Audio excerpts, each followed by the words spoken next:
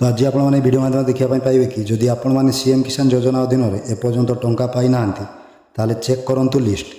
तो लिस्ट रे नाम थिला आपन को भी मिलियो सीएम किसान 2000 टंका। तेबे केमिति आपण मैंने सीएम किसान योजनार बेनिफिशियल लिस्ट बा हिताधारी लिस्ट चेक करेंगे आसतु ये वीडियो माध्यम देखा।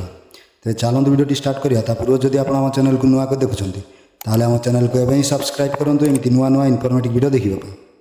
तो से प्रथम सीएम किसान योजनार ऑफिशियल वेबसाइट को आसतु एवं ये वेबसाइट लिंक आम डिस्क्रिप्शन बॉक्स अच्छी आपड़ से cmkisan.odisha.gov.in वेबसाइट को आसीपारे।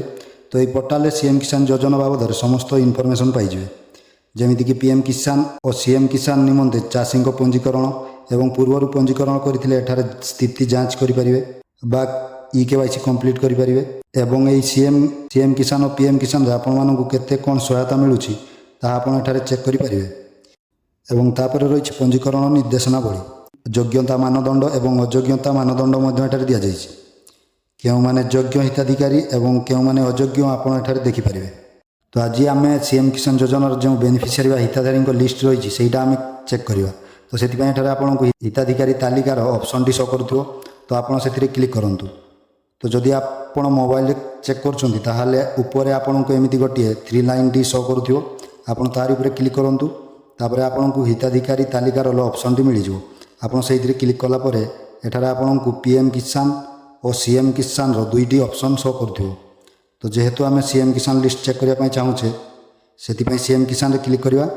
तापर आपनकर बेनिफिशियरी लिस्ट चेक करने ऑप्शन गुड़िक शो कर।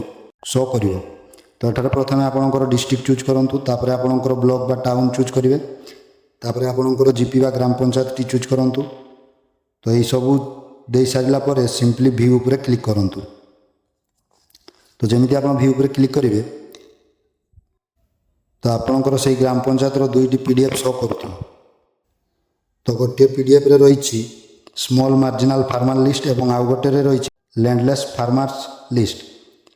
प्रथमे आपणकर स्मॉल मार्जिनाल फार्मर बा क्षुद्र एवं नाममात्र चाषी लिस्ट चेक करने आपको ये पीडीएफ आइकन उपर क्लिक करूँ। तापर आपन सामने गोटे पीडीएफ टी डाउनलोड हो।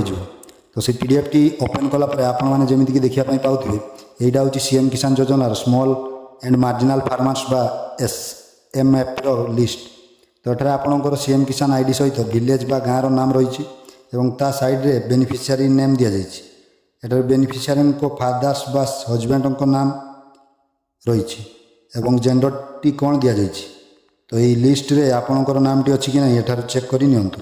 जदि एत गुटे लिस्ट आपणकर नाम टी खोजापी किसी असुविधा होती आप कंप्यूटर चेक करुँच आप सिंपली Ctrl F टाइप करूँ। तापर आपणकर सामने एमती सर्च बॉक्स टी ओपन हो। तो ये आपणकर नाम टी सर्च करूँ जमीती नाम टी आपको सर्च करेंगे जदि आपणकर ये लिस्ट रे नाम टी थी ताले सेटा आपको यही भाव में हाइलाइट हो शो करूँ। तो एठार जदि आपणकर मोबाइल लिस्ट चेक कर ऊपर आपन को एमती गोटे सर्च आइकन टी मिल जाव से क्लिक करी आपणकर नाम टी सर्च करि पारंती। या छड़ा जदि आपणकर भूमिहीन लिस्ट टी चेक करने चाहूँगी ताहले सेकेंड पीडीएफ टी जो रही डाउनलोड LAH तो सहीटा को आप डाउनलोड करूँ।